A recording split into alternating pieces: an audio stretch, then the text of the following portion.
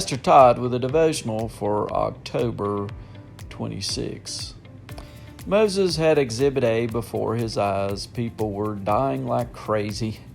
1.2 million people to die in 40 years, 30,000 dying every year, if evenly spaced.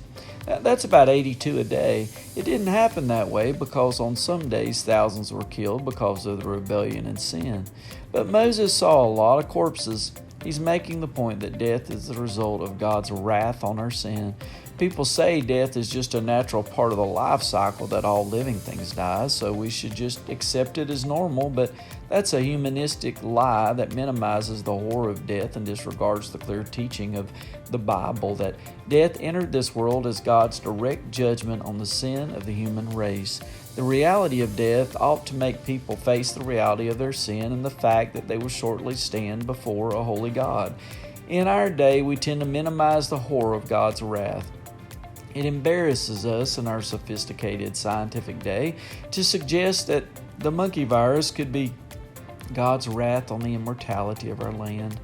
We'd rather see it as a medical problem which science will solve in a few years.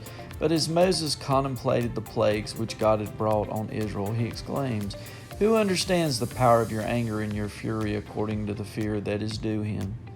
Moses' point is the fact of death, which we see all around us.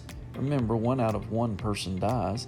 Should make us aware that the wrath of the eternal God is upon the sinful human race. If we do not truly know this eternal God is our personal dwelling place, life is futile.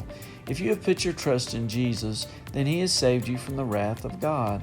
Though we will die physically unless Christ returns in our lifetime, we will not face the second death, which is to be forever separated from God in hell. But if you're apart from Christ, you're under God's condemnation, and life is futile.